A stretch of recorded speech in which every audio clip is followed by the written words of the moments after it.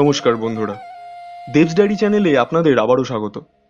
পূর্ব বর্ধমানের জৌগ্রামের আমার এই সিরিজের তৃতীয় যথা শেষ পর্বে থাকছে সুন্দর গ্রাম্য পরিবেশের মাঝে থাকা অপূর্ব মায়ের এক মন্দির, নাম শ্রী মুক্তকেশী কালী মন্দির। জৌগ্রামের আগের পর্বগুলো দেখতে হলে আই বাটনে গিয়ে ক্লিক করে ভিডিওগুলো দেখে নিতে পারেন। এবার আসি এই মন্দিরের ব্যাপারে। অপূর্ব সুন্দর গ্রাম্য প্রকৃতির মাঝে থাকা জৌগ্রামের গোপালপুর অঞ্চলে রয়েছে এই মন্দির।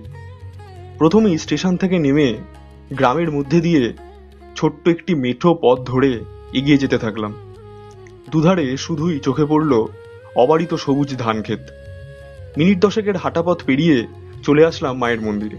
দেখতেই পাচ্ছেন এটি হলো মূল প্রবেশদ্বার। ঢুকে পড়লাম মন্দির প্রাঙ্গণে। মন্দিরের ঠিক সামনেই রয়েছে বিরাট একটি মাঠ। কালী পুজোর সময় বিরাট করে মেলা বসে এই মাঠ প্রাঙ্গণে। হাজারো লোকের সমাগম হয়ে থাকে সেদিন। গোটা গ্রাম মেতে ওঠে এক আনন্দযজ্ঞে। চলে আসলাম মায়ের মন্দিরের ভেতরে। মন্দির চত্বরটি দেখে যা মনে হলো, মন্দির কর্তৃপক্ষ বেশ ভালোই পরিচর্যা করে এই মন্দির প্রাঙ্গণ। বেশ খোলামেলা পরিবেশের একেবারেই প্রাণকেন্দ্রে রয়েছে মূল গর্ভগৃহ। সেখানেই অধিষ্ঠান করছেন স্বয়ং মা মুক্তকেশী। মন্দিরের পুরোহিত মশাইয়ের থেকে মন্দিরের ইতিহাস সম্পর্কে যা জানতে পারলাম তা হলো, বহুকাল আগে এলাকার এক স্থানীয় তন্ত্রসাধু এই স্থানে মায়ের পূজা অর্চনা করতেন। পরবর্তীতে মায়ের স্বপ্নাদেশে একটি ছোট ঘর করে পঞ্চমুণ্ডির আসন তৈরি করে নিত্য পুজো শুরু করেন। আরো শুনলাম প্রথমের দিকে মায়ের ঘট রূপে পুজো হতো।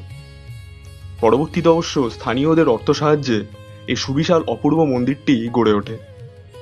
এছাড়াও দেখতে পাচ্ছেন এই মন্দিরে রয়েছে বিভিন্ন সাধকদের অপূর্ব কিছু মূর্তি। আর হ্যাঁ, শেষে যদি ভিডিওটি ভালো লাগে তাহলে অবশ্যই একটি লাইক এবং চ্যানেলটি সাবস্ক্রাইব করে পাশে থাকবেন। আবারও দেখা হবে নতুন কোনো জায়গায় নতুন কোনো ভিডিও নিয়ে। ততক্ষণের জন্য ভালো থাকবেন। নমস্কার।